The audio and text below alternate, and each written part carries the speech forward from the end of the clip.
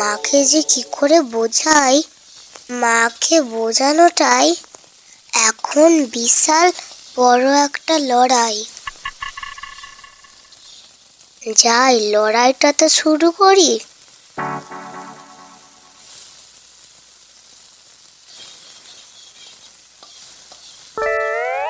কি ব্যাপার, স্কুল থেকে এসে আজ ব্যাগ, মোজা, জুতো সব জায়গার জিনিস জায়গায় রাখা হলো, থালা পরিষ্কার করে খেয়ে নেওয়া হলো, তা কি চলছে মনে? বলে ফেলো। তুমি আমার সোনা মা, আমি তো তোমার সব কথা শুনি, বলো। মা, তুমি আমার একটা কথা শুনবে? কি কথা শুনি?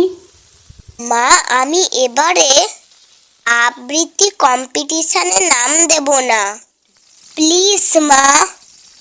কি? আবার তুই আমার মাথা হেট করবি রিজুর মায়ের কাছে?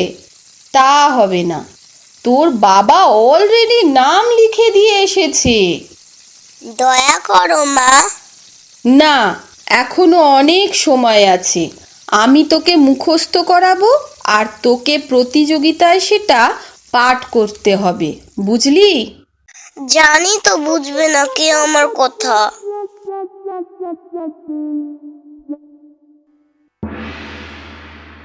নমস্কার বীর পুরুষ, লিখেছেন বিশ্ব কবি রবীন্দ্রনাথ ঠাকুর। দেখো না মা, দিদি আমার দিকে তাকিয়ে আছে। বল। ভাব আমরা শ্রোতা। ফুলি, ভাইয়ের দিকে তাকাস না। এবার শুরু কর।